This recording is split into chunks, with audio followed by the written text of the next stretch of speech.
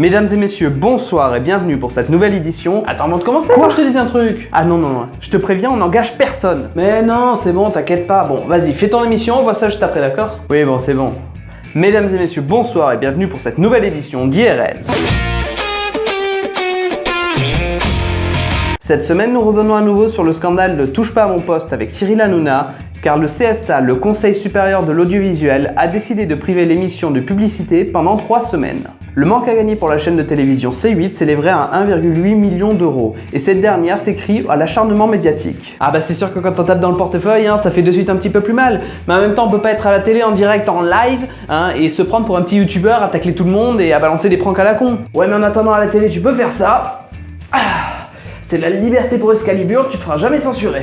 Non, je t'assure qu'à la télé, tu peux pas non plus faire ça. Ah ouais, t'es jamais tombé sur un porno en zappant entre 2 épisodes de Mon Petit Poney? Oui, mais non, mais après, un petit porno, comme ça, vite fait, ça a jamais fait de mal à personne. Et puis c'est pas pareil, parce que les enfants, ils sont tous couchés à minuit. Quand les pornos, ils passent à la télé, il y a plus d'enfants qui regardent. Mais c'est vrai après que sur YouTube, on est quand même un petit peu plus libre, on peut tacler les homosexuels, on peut tacler les juifs. Bah oui, bien sûr, on va dire ça à PewDiePie, tiens. Et c'est à Reims qu'a eu lieu ce spectacle pour le moins atypique puisqu'un homme a été retrouvé totalement nu en train de brouter l'herbe dans un parc. À l'arrivée des forces de l'ordre, il était repu et dormait paisiblement dans l'herbe. Il n'a donc pas été incarcéré mais ne pourra pas échapper à l'asile psychiatrique. Il broutait d'accord, mais il broutait qui? Non, parce qu'à chaque fois vous vous occupez la moitié de l'information là.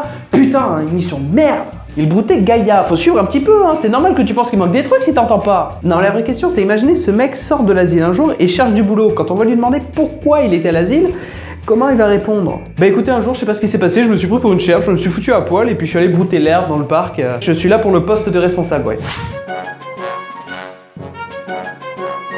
À partir de 2018, les auto-entrepreneurs ne pourront plus faire leur comptabilité sous Word ou Excel. Ils devront enregistrer les paiements de leurs clients via des logiciels de comptabilité certifiés ou des systèmes de caisse sécurisés et certifiés. Et tout cela, bien évidemment, dans le but de réduire les fraudes. C'est ce qu'ils aimeraient vous faire croire, mais heureusement qu'un esprit aussi affûté que le mien est là pour vous expliquer comment ça se passe en vrai. Allez, venez. Il s'agit évidemment d'un des nombreux complots de Google. C'est très simple, le complot comporte 5 étapes. Étape numéro 1, développer des IA ultra performantes, comme DeepMind par exemple, qui est déjà capable de battre les meilleurs joueurs de Go au monde. Ou encore leur dernière intelligence artificielle, capable elle-même de créer des intelligences artificielles. IAception. Étape 2, mettre leurs IA à la tête des différents gouvernements, à commencer par la France. Vous ne trouvez pas bizarre qu'une candidate arrivée de nulle part prenne le contrôle de la France aussi rapidement? Faire quitter Microsoft au plus de monde possible, en commençant par délaisser Windows au profit d'Apple, mais également en diminuant la clientèle du pack Microsoft Office. Étape numéro 4, une fois que Microsoft sera descendu au fond du gouffre, le racheter pour 3 fois rien. Et enfin, étape numéro 5, contrôler le monde. Nabila a dévoilé la scène qu'elle a tournée aux côtés des acteurs de la célèbre sitcom Orange is the New Black, ce qui n'a bien évidemment pas manqué d'engendrer une tollée de félicitations de la part de ses fans. Et oui, comme quoi la connerie peut amener à la célébrité et aux hautes sphères de la société. La vidéo reste quand même bien sympathique, voir des gens se foutre de sa gueule dans la langue de Shakespeare, c'est quand même cool. Le projet de loi renforçant la lutte contre le terrorisme et la sécurité transforme l'état d'urgence en régime de droit commun. Perquisition, assignation à domicile, surveillance électronique, tout ce que permettait l'état d'urgence en termes de terrorisme sera désormais toujours possible, même après la levée de l'état d'urgence. Mais c'est une super idée ça, enfin une mesure qui va pas faciliter les abus et qui va rendre le pouvoir au peuple. LOL.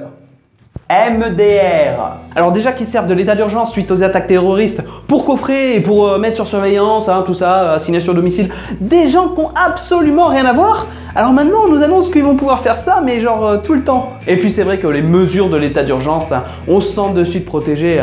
Les mecs qui te fouillent un petit peu comme ça, en mode je veux juste mon salaire et me casser d'ici.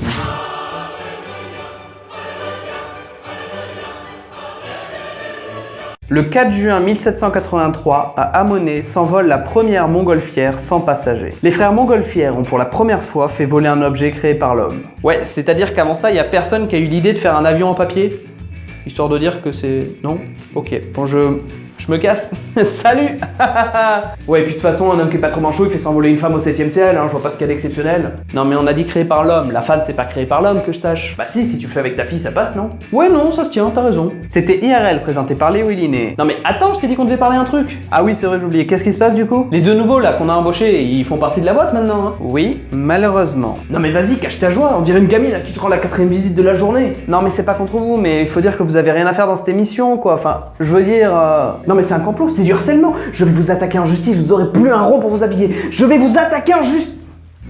Je vais vous attaquer en justice. Non bon, viens-en au fait, Astien. Ah tiens, et depuis quand tu m'appelles pas mon nom? Non, sérieux, accouche. Bon, on va faire court, ils sont dans la boîte, donc ils méritent d'avoir des parts. Pardon? Bah, il leur faut bien des avantages, ils vont nous traîner en justice, sinon, moi je suis là pour aider à sauver la boîte. Mais c'est mon entreprise à la base, déjà t'as pris presque la moitié des parts en t'associant, donc je vais pas donner plus que ça. Mais tu gardes le plus de voix, on file 3% chacun, et puis comme ça on évite les soucis. Non, ça m'embête de plus avoir la majorité quand même, hein. Mais arrête de t'inquiéter, on fera front commun, à deux on a largement la majorité. Ouais, bah si t'avais pas embauché, on n'aurait pas ce problème. Non mais promis, là j'embaucherai plus. Ouais, bon, bah je suppose que j'ai pas le choix.